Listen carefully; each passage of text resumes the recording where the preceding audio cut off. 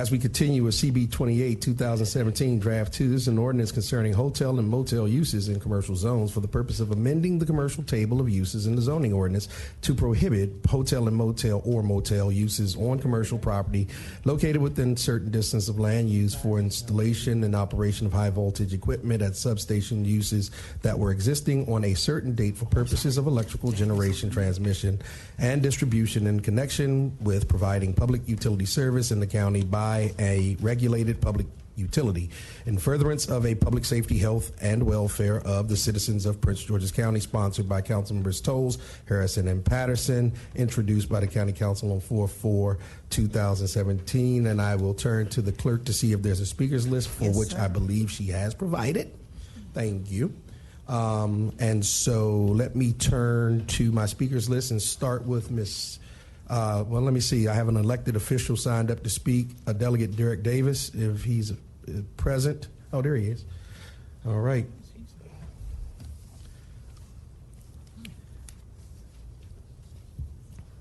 Delegate Davis, you have 3 minutes. Good morning.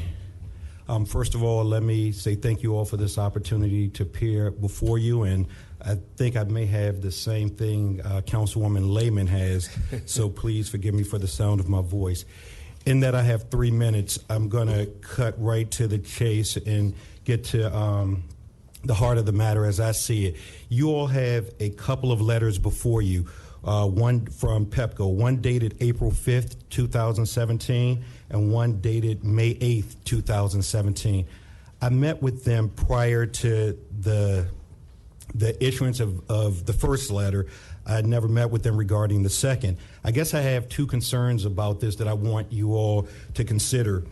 On the one hand, you all have been asked in the May 8th letter to oppose the bill for a couple of reasons, that there's no concern about dust and so forth, as well as there's no evidence as it relates to there being safety concerns. But if you go back to their April 5th letter, it says under their bullet points, construction activities could pose a threat of dust and debris contamination that could migrate and deposit on switch assemblies, contacts, controls, thereby interfering with or preventing operations. So they are acknowledging in the first letter what they are disavowing in the second letter. If you go down to the third bullet point, it says operation of a multi-story facility could pose security, privacy, maintenance, and emergency repair concerns.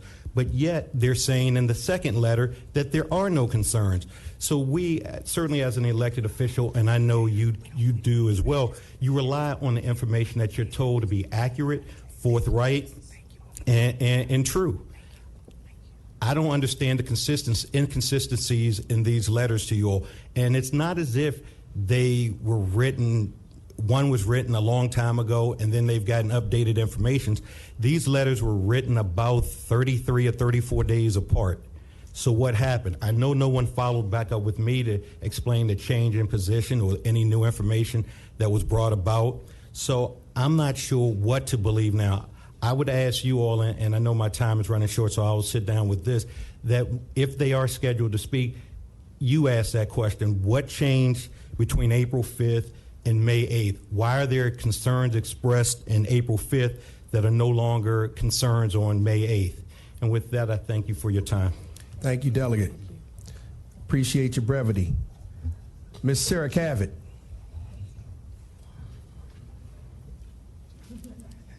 Good morning, Mr. Chairman. That's atypical for someone named Derek Davis. Good morning, Mr. Chairman, Madam Chair, Vice Chair, members of the County Council. I don't know, this is kind of like deja vu all over again, if I recall. Last night you sort of started with me, and today, this morning, you're starting with me again. How fortunate. My concern with CB-28 is a basic one that regards the mandatory referral process.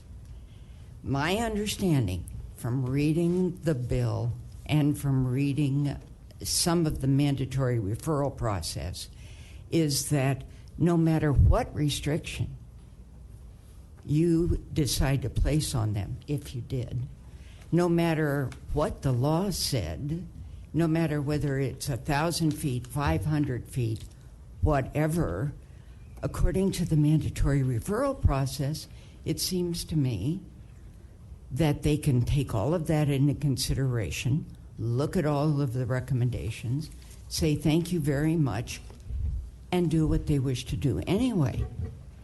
Perhaps I'm misreading the mandatory referral process. If that is true, however, is this not sort of an exercise in futility? No matter what happens, the public utilities are going to design and build and construct their facility. They'll look at all of us and say, yes, we should buffer. Yes, this is great. Thank you for your community input, and do what they choose to do. That's my concern. And the reason that I'm concerned about this particular bill is because there is a future project that is going to be impacting my community. And that's the one that we're looking forward to. So thank you very much for allowing me to make my comments, but I would like to have an answer to the question about the mandatory referral process. Thank you. Thank you, Ms. Cavett. Ms. Tolles, are you lit up to say something, or? No, Mr. Okay. Chair. Let me get that on. All right. Thank you. Let me continue on to Mr. Jerry Pasternak.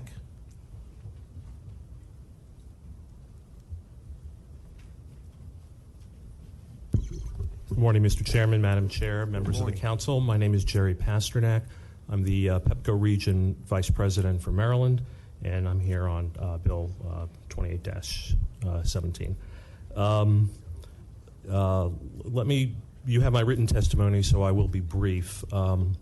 Substations do not pose a potential for bodily harm to the public. Dust and storm water runoff are not likely to cause power failures.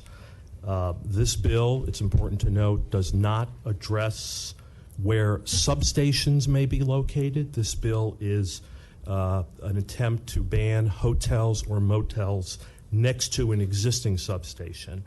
And let me address the letter, and let me first apologize to Delegate Davis, and let me apologize to members of the council. The April 5th letter that you have, you'll note, is not signed.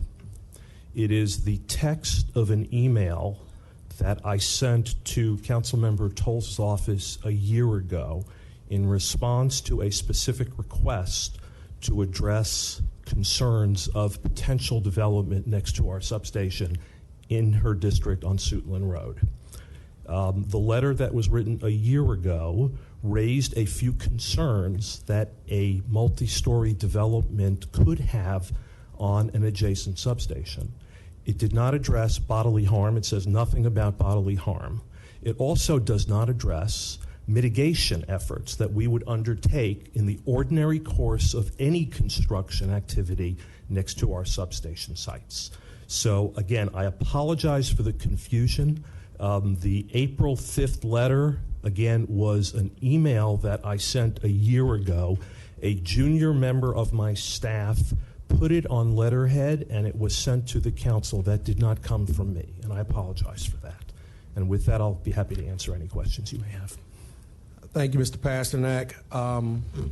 Let me continue on with the sign-in sheet first, and I will turn to Ms. Savakis in a second just to make sure, just to engage in just a brief bit of dialogue with regard to the mandatory referral process that's referenced that Ms. Cavett asked about. Just wanted to give you a warning, just in case, because I thought Mr. Pasternak's testimony might be able to balance out the thought there, but I just want to make sure she's clear before she leaves, as requested by her councilman, Mr. Patterson. So let me turn Joyce Evans. Ms. Evans, you'll have 3 minutes.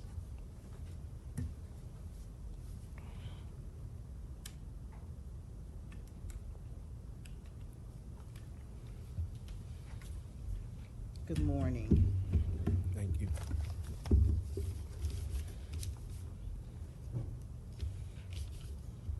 Okay, my concern, I have some questions that I'm not getting any answers from reading just what is written in the bill. You're restricting the siting of hotel and motels within 1,000 feet from a public utility substation. There's no mention of residential homes, and I don't know why not.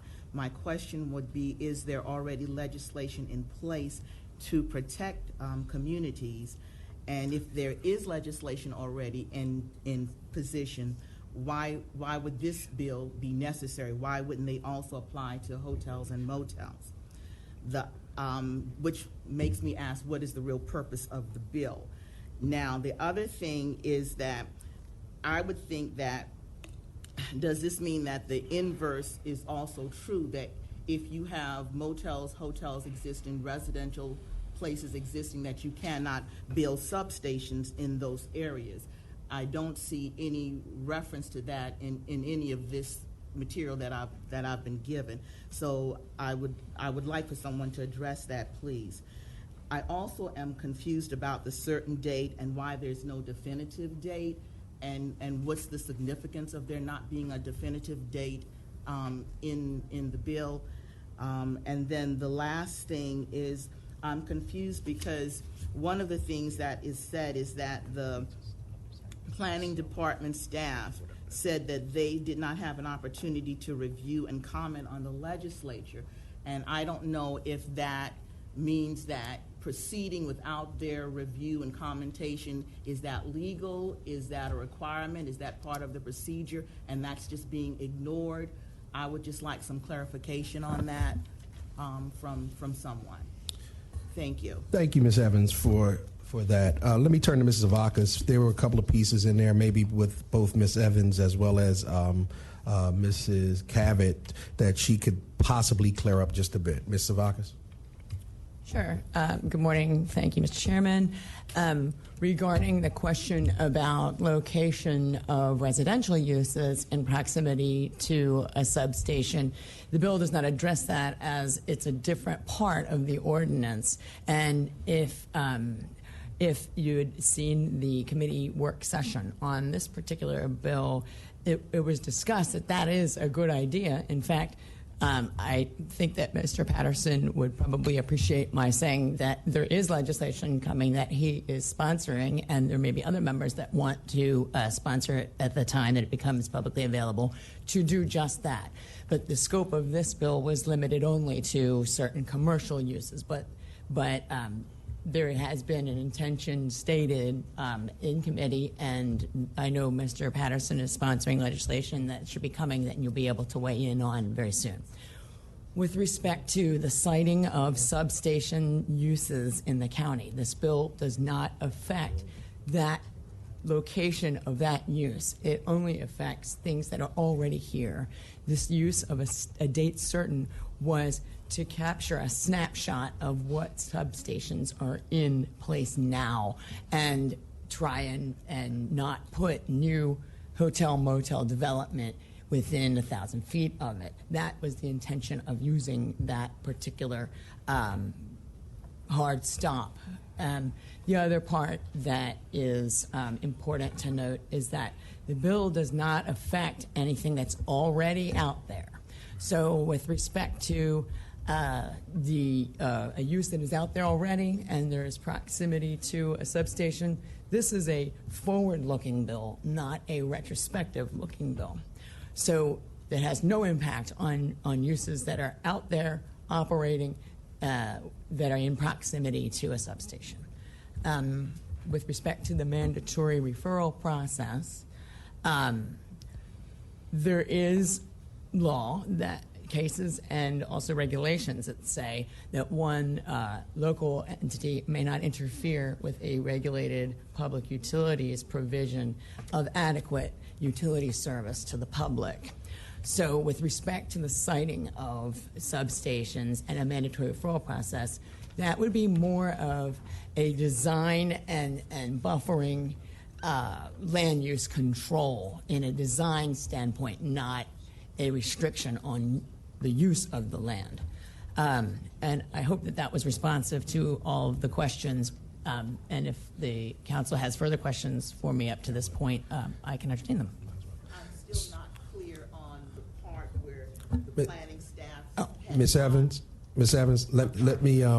let me try to, through dialogue, allow Ms. Savakas to continue to answer questions because I have a few up here, but I've already given the 3 minutes, so this isn't the place to continue that dialogue. We have rules with regard to the public hearing. So I believe if you continue to listen to the dialogue, I think we'll get to the answer and clear up the confusion. I'll try real hard to.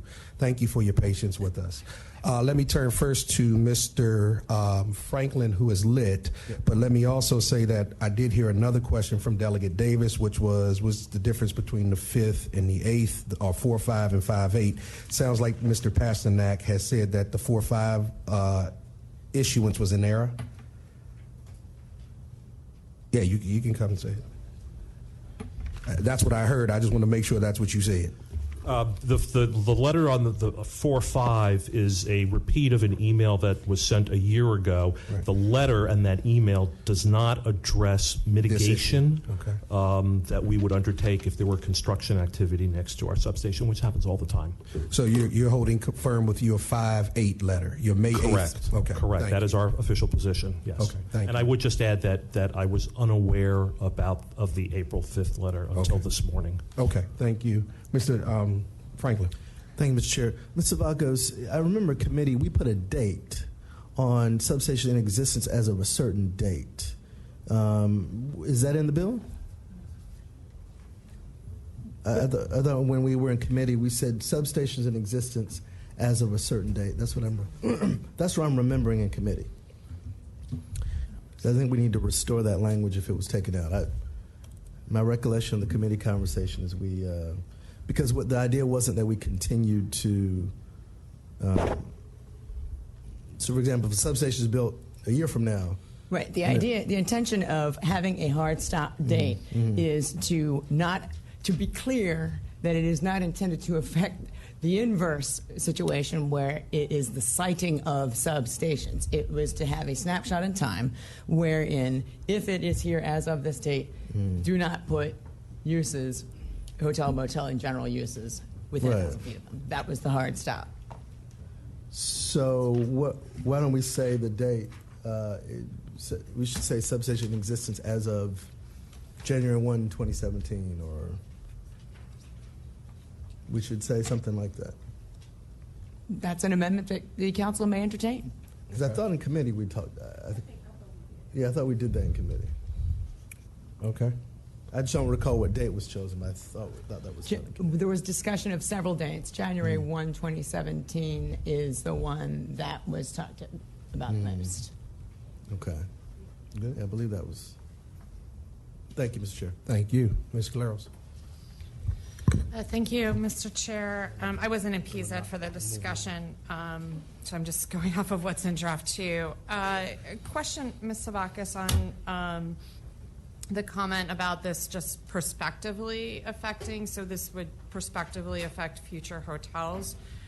What would happen if there was a change of ownership with a hotel that's within 1,000 feet? Oftentimes that triggers a new UNO for a property.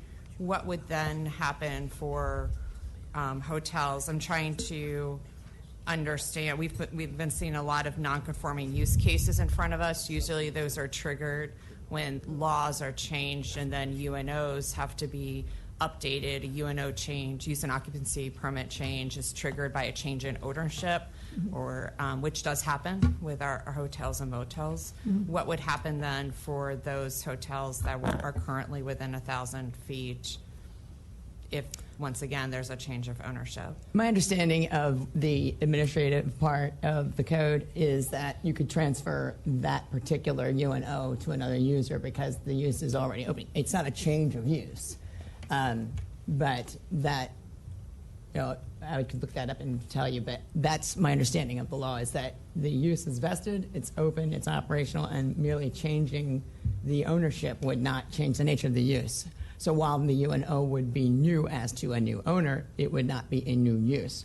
So I don't think it would render them non-conforming. Okay, I'd like clarification on that point. Maybe this is an agency clarification, at least in my mind, if only because we have experienced in my district times where ownership changes hands and that has triggered non-conforming use. And maybe there's some other extenuating circumstances. But I would just appreciate some clarification on that as we move forward. Thank you. Thank Mr. you. Chair. Mr. Patterson. Thank you, Mr. Chair. I'd just like to go back to the question Ms. Cabot raised about the mandatory review. Mandatory referral. Mandatory referral. Okay. Ms. Sabaki, you might be able to help me out here. So the commissioners get appointed by the governor, right? And they have to be confirmed by the Senate and the General Assembly. Is that correct? You're talking about the Public Utilities Commission? Yes. My understanding of the Public Utilities law is that that is correct. Okay. Okay. So there is a little window of hope. I just want to put that out there. Thank you. Mr. All right, thank you. Ms. Harrison. Thank you. So I guess I'm a little concerned because we did have this in committee, and we do, as Delegate Davis said, rely on the information that is provided to us, because we are not subject matter experts in a number of issues, and obviously public utilities and what happens with those things are one. We just know that we want to rely on our public utilities. Nobody wants to be without electricity or water or gas or any of that. So we're relying on that. So and what we had was information that said that there would be no issue. And whether that came from a junior member of the staff, you know, it's concerning that that we have to now go back a month later and look at something that was clearly dated 1 month earlier when we had this, and now there's all of this discussion about it. You know, there's all of a sudden there's a problem, I guess is what I'm getting to. And so what it does is while we have a responsibility as legislators and those who write these bills or submit these bills, we have a responsibility to do our due diligence, and I don't take our responsibility away at all. But we also rely heavily on our staff to help us and make sure that we're going in the right direction, that we're not doing anything wrong. We rely on those individuals who will be affected by whatever it is that we do, and the subject matter expertise, subject matter experts to help make our decisions. And you know, to have this back and forth and this inconsistency is quite troubling. To not be aware of a letter that was sent 1 month ago that I would assume, and I could be wrong, was the information was asked of what we would consider our subject matter expert, because this is an individual that we deal with all the time, and then all of a sudden to say that it's not is very concerning. How are we supposed to make laws that are good for our people, that are well thought out and well and just right if we're not getting reliable information? We can't do our job if we don't get reliable information from all sources. And so, as I said, we have a responsibility ourselves to do due diligence, but we rely heavily on other individuals to help us. And so to be at this point and to even have all of this discussion is troubling. I mean, troubling, concerning, it's a problem. All of those adjectives that go along with that, it's just awful. We shouldn't have this at this stage. This is the time to have this level of discussion is in committee. And we had this in committee. We passed it out. You know, this is third reader. So I mean, we've heard at least 3 times. Why are we here? That's all I can say on that matter. Thank you. Thank you, Ms. Harrison. Mr. Turner. Thank you, Mr. Chairman. I appreciate my colleagues' comments, and I'll just say this. I agree with Ms. Harrison talking about the information that's provided us. We have to rely upon that. But I will say the letter, if it came to the committee, I'm not a member of the PZ committee. I was not there for the hearing in the committee. The letter was dated after we introduced this bill. So it was not part of the discussion during the committee. And for whatever reason, I'm just saying. I mean, we did introduce this one day, and the next day it was on committee. So maybe there wasn't enough opportunity to have that discussion about what the impacts of the bill would be.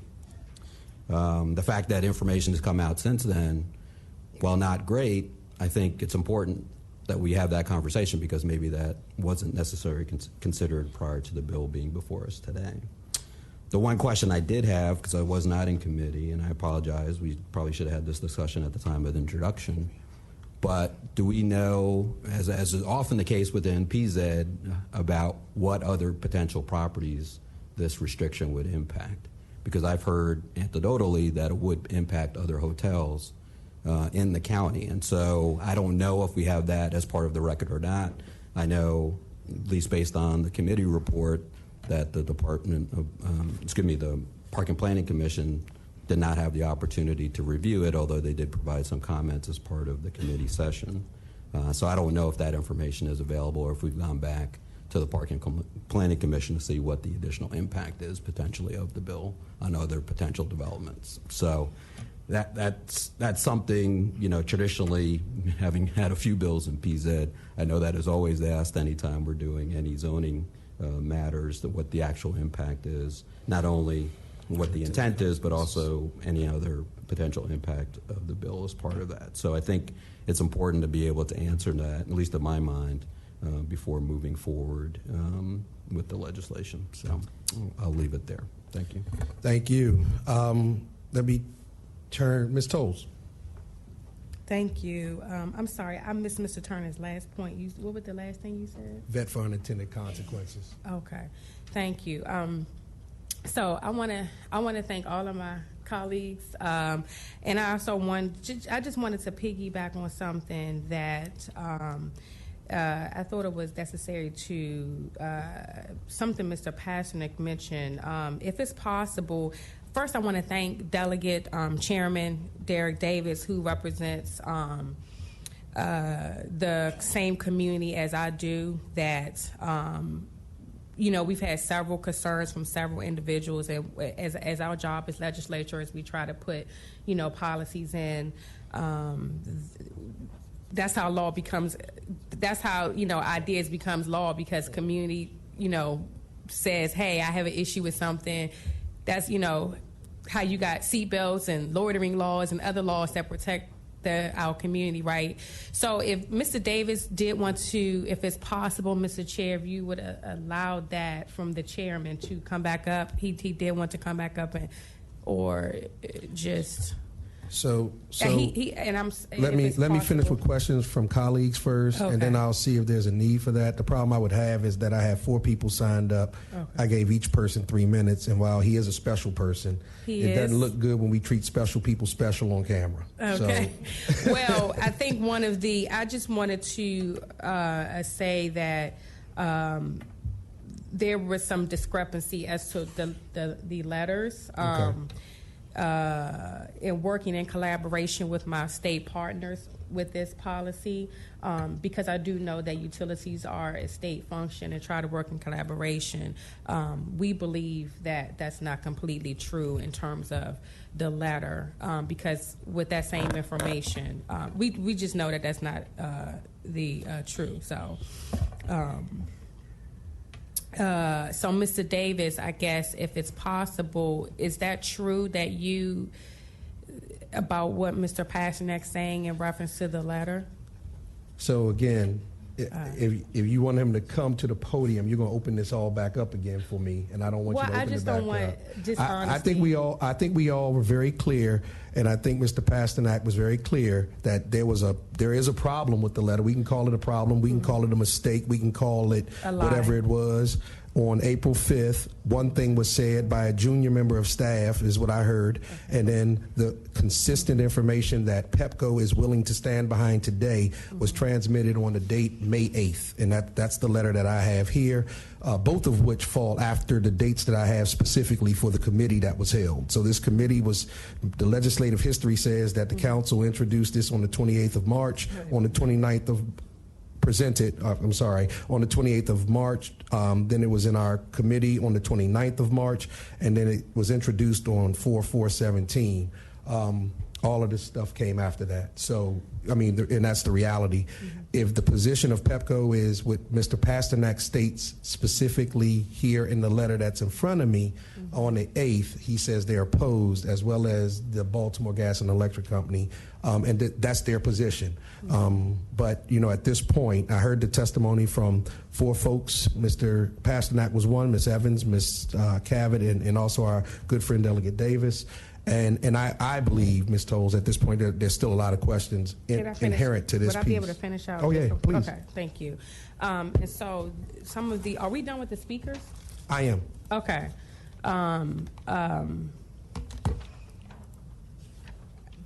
I would just say this, in that one of the things I think in agreement that Ms. Harrison brought up was our responsibility and due diligence to the community, and our responsibility and expectation to work in partners with whatever, in this particular, whoever that partner may be. In this instance, it was our utility companies. And I know, Mr. Pasternak, we had several conversations as well as with our attorney. So I would, if it's possible, would it be possible for Ms. Zavakos to address some of, if she had anything else to offer? Well, I have some questions for Ms. Zavakos, and then I was going to move to public hearing. So are you Okay, done with your questions? So what we do, I think that's what you want to do to close out the public hearing, then I can add whatever. No, you need to do it now. Okay, so if you still have questions for Ms. Zavakos, you need to ask her. Well, I think we may have some of the similar questions, or so I wanted just after you close out the public hearing, just the opportunity to. Once I close the public hearing, I'm going to move on. Okay. So if you need to ask Ms. Zavakos questions, and I know that there was an idea of a specific amendment, and I've heard actually through this conversation several pieces of amendment. My question to Ms. Zavakos would basically be, at what point are we beyond, from what you've heard today, amendments that we could make?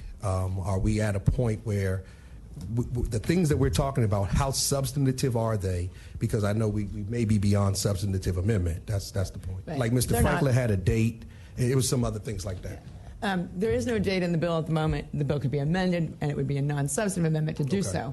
The way it would be, if you did not amend the bill to do it, still would not affect new substation uses, because it would be prospective application, and it doesn't affect where they go. Now, but if you wanted to do an amendment today, or whenever final action is contemplated on the legislation, that would be a non-substantive amendment, as it would be reducing the impact of the bill, or narrowing the scope. Okay. So, that's what I needed to know. Ms. Tolles, anything else you need from Ms. Zavakos?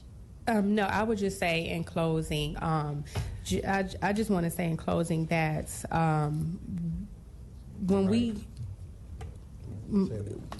what I want to do, as I look out in this audience, my job is always going to be to protect the community, and I expect all those that are partnering with us to be able to do that and provide us with the correct information to do so.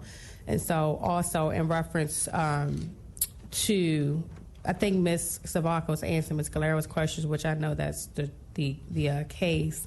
And Mr. Turner, just to address your point really quickly, every law we pass always has unintended consequences. That's the nature of law. So that's why you can go back and change them and amend them as possible. And I know you had a similar piece of legislation as well that dealt with this issue a couple years ago that was similar to this. So that's really what I wanted to say. We've heard several possible amendments, and so we can just go from there. But I did want, Ms. Zavakos? No, I did just want to, just state that for the record. And thank you. Thank you, Karen. Ms. Tolles. Ms. Turner. Sir, thank you, Mr. Chairman. Thank you, Ms. Tolles, for responding to the question. I will just say for the record that the legislation I did 2 years ago was not similar to this at all.